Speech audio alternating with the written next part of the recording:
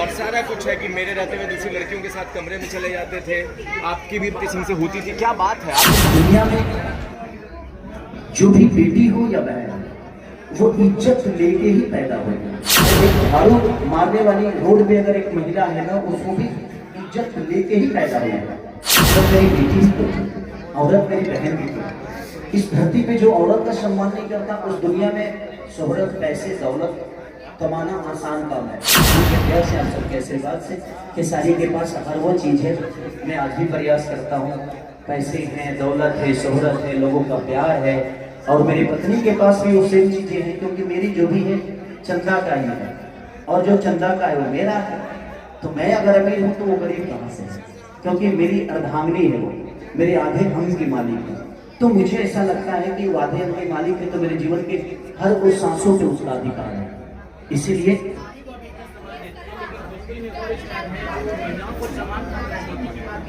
देखिए बात बता, मैं मनचाहा आपने अच्छी सवाल दी कि आप भाभी को सम्मान देते हैं।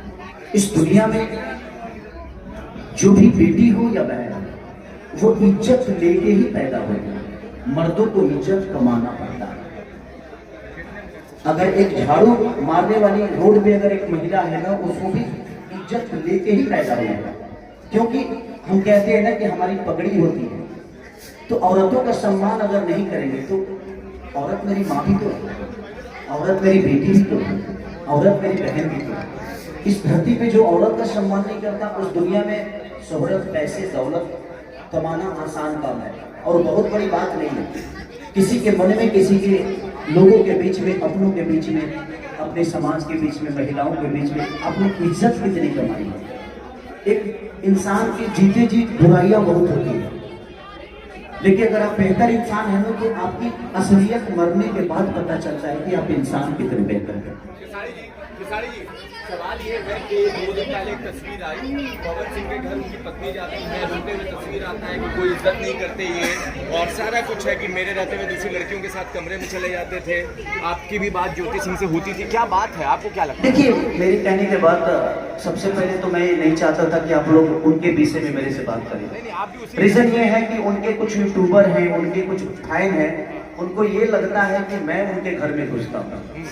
तो भाई, मेरे घर में कोई नहीं घुसता था। आप लोग कभी मेरे पत्नी के बारे में तो सवाल नहीं करते। अच्छा, इस दुनिया में कोई भी आदमी रवि जी के पत्नी के बारे में क्यों नहीं पूछता? मनोज जी के पत्नी के बारे में क्यों नहीं पूछता? दिनेश जी के पत्नी के बारे में क्यों नहीं पूछता? क्योंकि हमारा मैटर हमारे घर में सॉल्व हो जाता है। दुनिया की कोई भी चीज जब रोड पे आ जाती है ना, तो वो घर की नहीं होती। हमारी अगर गाड़ी है तो रोड पे कभी आई और फिर से घर में आ गई तो हमारी पर्सनल है। सरकारी अगर आप खुद ही बना दोगे, हर प्लेटफॉर्म पे अपनी गाड़ी को खड़ा करोगे, तो वो सरकारी प्रॉपर्टी। और जब कोई भी दुनिया का चीज जब मार्केट में आ जाता है तो वो घर का नहीं होता। लेकिन लोग उनके फैन या उनके कुछ यूट्यूबर बोलते हैं, इनको उनके बारे में बोल के जब तक नहीं मैं बोलूंगा तब तक मैं नहीं चलूंगा।